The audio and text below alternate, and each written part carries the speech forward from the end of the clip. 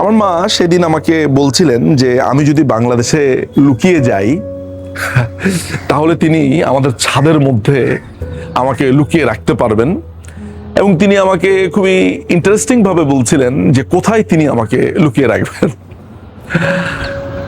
আমি বেশ হেসেছিলাম, কারণ আপনারা নিশ্চয়ই জানেন যে আমার বিরুদ্ধে অনেক মামলা আছে, বাংলাদেশে গেলেই আমাকে গ্রেফতার করা হবে। এই যে আমার মার যেই আশাবাদ যে বাংলাদেশে গেলে আমি লুকিয়ে থাকতে পারবো, তিনি আমাকে আমাদের ছাদের কোনো এক কুঠুরিতে বা গাছের কোনো একটা জায়গাতে একটা বাসা বানিয়ে দিবেন, আমাদের ছাদে অনেক গাছপালা আছে, সেটা একটা চিপা চাপা দিয়ে বাসা বানিয়ে দিলে আমাকে আর কেউ খুঁজে পাবে না, এই যে মার যে আশাবাদ, এগুলো আমার কাছে মনে হয় যে হাসি বটে, এগুলো খুবই কষ্টের হাসি, কিন্তু এগুলো একটা ইন্টারেস্টিং পর্যবেক্ষণ।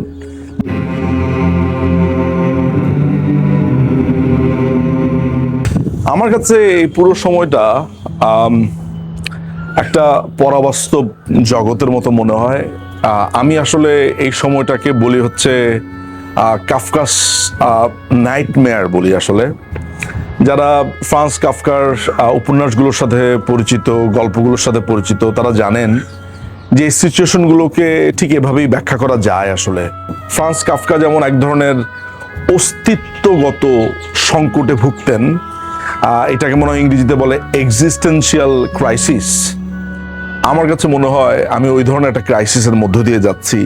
আমি ডাক্তারকে জিজ্ঞেস করেছিলাম যে আমার মাকে আর 2 থেকে 3 বছর বাঁচিয়ে রাখা সম্ভব কিনা। আমি ঠিক জানি না যে আমি ডাক্তারকে কেন বললাম যে 2 বছর বা 3 বছর মাকে বাঁচিয়ে রাখা সম্ভব কিনা। আমি পরে অনেক ভেবেছি যে আচ্ছা, আমি কেন বললাম না যে মাকে কি 1 শতাব্দী বাঁচিয়ে রাখা সম্ভব, কিংবা 10 বছর, কিংবা 5 বছর, কিংবা আরো বেশি। আমি ঠিক কেন 2 বা 3 বছরের কথা বললাম। আমি অনেকবার ভেবেছি, আমি নিজেকে প্রশ্ন করেছি যে এই যে বললাম যে মাকে কি আর 2-3 বছর বাঁচিয়ে রাখা সম্ভব, আমার মুখ দিয়ে 2 বা 3 বছর কেন বের হলো? তার মানে হচ্ছে যে আমার মনের কোথাও, ভেতরের কোথাও এই যে রিপোর্টগুলো, তারপরে এই সমস্ত ঘটনা আমার সামনে ঘটছে, আমি আমার নিজের ভেতরে একটা সুনির্দিষ্ট গণ্ডি বুঝতে পেরেছিলাম, বা আমিও আসলে উত্তরটা জানি। এই যে আমিও উত্তরটা জানি, জানার পরেও আমি আবার ডাক্তারকে তার মুখ থেকে আরেকটা উত্তর শুনতে চাই। এই পুরো সিচুয়েশনটার নাম কি আমার জানা নাই। তো আমার মনে হয় ডাক্তার কিছুটা ভাবলেন আমার দিকে তাকিয়ে, এবং তিনি বললেন যে সেটা সম্ভব। তো আমি যখন ডাক্তার দিকে মুখের দিকে তাকিয়েছিলাম, আমার কাছে মনে হচ্ছিল যে তিনি সম্ভবত আমাকে সান্ত্বনা দেওয়ার জন্য বলছেন বা মিথ্যা বলছেন। কিন্তু এই যে মার এরকম একটা অবস্থার এই যে মার এরকম একটা অবস্থার মধ্য দিয়ে যাচ্ছি, তারপরে চোখের সামনে, এবং আমার যে চেনা জগৎটা সেটা যেরকম ভেঙে চুরে শেষ হয়ে যাচ্ছে। অর্থাৎ আমি 24/7 মার সাথেই আছি, একই সাথে একই ছাদের নিচে এই ভারতবর্ষে। মার মনে হচ্ছে যে মার চলে যাবার যে যাত্রাপথ, শেষ যেই যাত্রাপথটা, সেটার পেছনে দাঁড়িয়ে আছি। আজকে যেহেতু এই ভিডিওটা আমি নাম দিয়েছি জীবন বোধের গল্প, এর আগেও 2টো পর্ব করেছিলাম।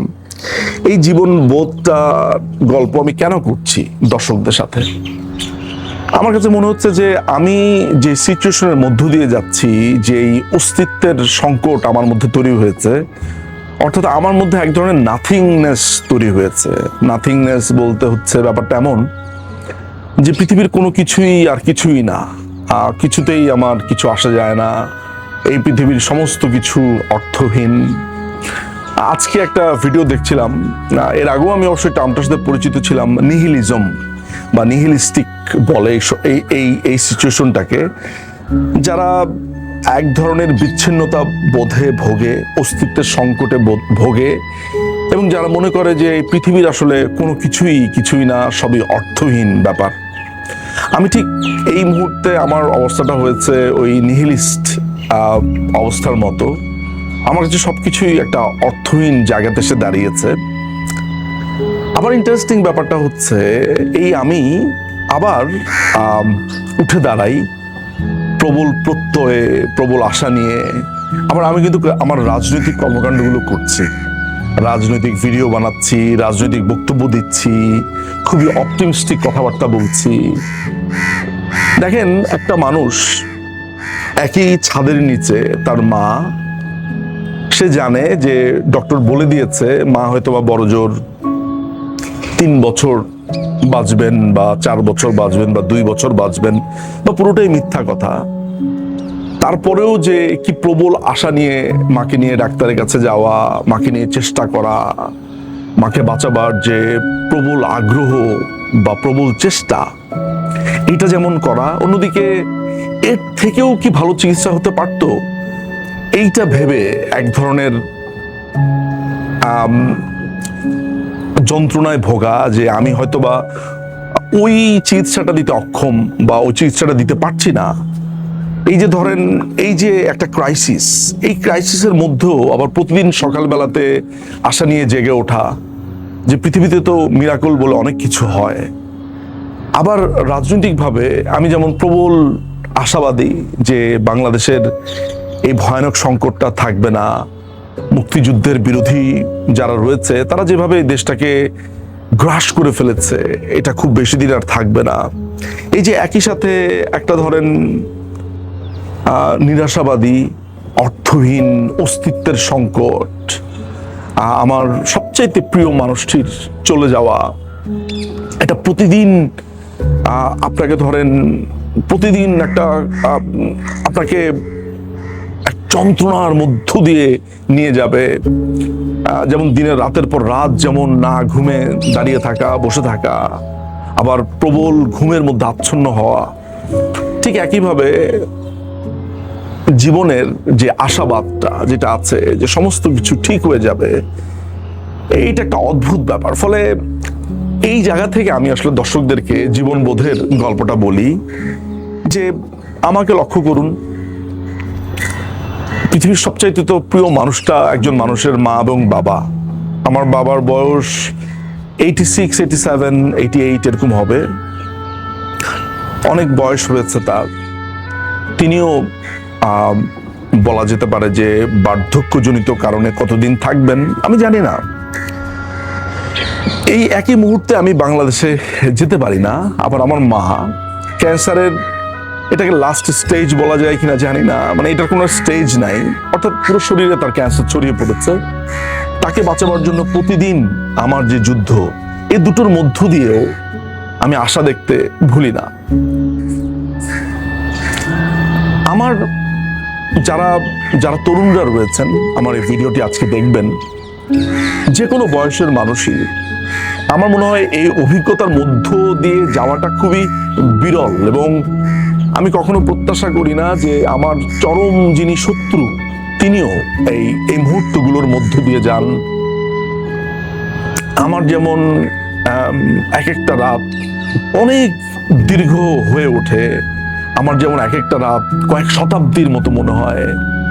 আমি চাই না অন্য কারো কাছে এই রাতগুলো এমন দীর্ঘ হয়ে থাকুক।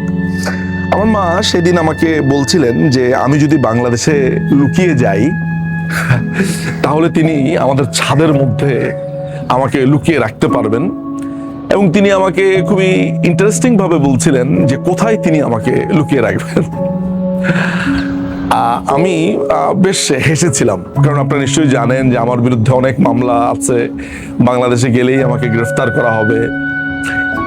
এই যে আমার মার যেই আশাবাদ যে বাংলাদেশে গেলে আমি লুকিয়ে থাকতে পারবো, তিনি আমাকে আমাদের ছাদের কোনো এক কুঠুরিতে বা গাছের কোনো একটা জায়গাতে একটা বাসা বানিয়ে দিবেন। আমাদের ছাদে অনেক গাছপালা আছে, সেটা একটা চিপা চাপা দিয়ে বাসা বানিয়ে দিলে আমাকে আর কেউ খুঁজে পাবে না। এই যে মার যে আশাবাদ, এগুলো আমার কাছে মনে হয় যে হাসছি বটে, এগুলো খুবই কষ্টের হাসি, কিন্তু এগুলো একটা ইন্টারেস্টিং পর্যবেক্ষণ মানুষের আশা। মার কেমন চোখটা কেমন ছলছল করে উঠছিল যখন তিনি বলেন যে তোকে কি আর ইন্ডিয়া থেকে গেলে কখনো দেখতে পাবো না। আমি আশাবাদীর মতো উত্তর দেই যে হ্যাঁ, পাবেন। দেশের অবস্থা চেঞ্জ হবে, পরিবর্তন হবে, আমি নিশ্চয়ই আপনাদের আবার দেখতে পাবো।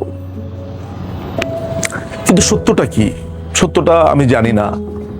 এই যে সত্য যা হবে বা মিথ্যা বা ভবিষ্যৎ কি হতে পারে, এই যে এক ধরনের দোলাচালের মধ্য দিয়ে আমরা হাঁটি, এটি জীবন। এই যে আমাকে দেখছেন কি প্রবল যন্ত্রণা নিয়ে পথ চলছি, কথা বলছি, এইভাবে বেঁচে থাকাটা জীবনের একটা অংশ। তাই তরুণদের শেখার আছে, যে কোনো মানুষদেরই আমার কাছে মনে হয় শেখার আছে। যে কোনো ধরনের ঝঞ্ঝা ঝড়, সেটাকে আশাবাদীর দৃষ্টিতে দেখা মনে হয় যেতে পারে। আমার একজন বাংলা শিক্ষিকা ছিলেন সৈয়দা খালেদা জাহান, আমরা SKJ ম্যাডাম বলতাম। তিনি আমাকে একবার লিখতে দিয়েছিলেন ভাব সম্প্রসারণ। সেটা হচ্ছে যে সংসার সাগরে দুঃখ তরঙ্গের খেলা, আশা তার একমাত্র ভেলা। আমার মনে আছে সেই ভাব সম্প্রসারণটা আমি সেই ক্লাস 7-8-এ থাকতে লিখেছিলাম, এবং ম্যাডাম ক্লাসে ফার্স্ট বয়, সেকেন্ড বয় কাউকে ডাকেননি। তিনি খাতাটা নিয়ে বলেছেন, এই খাতাটা কার, এই লেখাটা কার? আমি পেছনের বেঞ্চ থেকে দাঁড়িয়ে বলেছিলাম এটা আমার। তিনি আমাকে সামনে নিলেন, আমার মনে আছে তিনি আমার মাথায় এরকমভাবে হাত বুলিয়ে দিলেন। তিনি আমাকে বললেন যে এত অল্প বয়সে তুমি এমন একটা লেখা লিখেছো। তার প্রচন্ড পছন্দ হয়েছিল লেখাটা। যে তিনি বলেছিলেন যে তুমি লেখালেখি চালিয়ে যেও, তুমি লেখালেখিতে ভালো করবে। এই কথাগুলো আমাকে কেন আবেগপ্রবণ করে, কারণ হলো লাইফের এই পর্যায়ে এসে আমার কাছে মনে হয় জীবনটা তো একটা জার্নির মতো। এই জার্নির মধ্যে আশা থাকে, নিরাশা থাকে, আলো থাকে, অন্ধকার থাকে। জীবনটা এমন যে একটা আলোর খোঁজে মানুষ সামনে এগিয়ে চলে। আমার মনে হয় আজকে আমার জীবনবোধের গল্পটা হচ্ছে এমন যে আশা মানুষকে জীবিত রাখে, আশা মানুষকে জাগিয়ে রাখে। কোনো একটা প্রত্যাশা, কোনো একটা চাওয়া মানুষকে খুব সম্ভবত শেষ পর্যন্ত শেষ হতে দেয় না, নিঃশেষ হতে দেয় না। এটি ভয়ঙ্কর একটা কালো অন্ধকার সময়ও মানুষকে বাঁচিয়ে রাখে।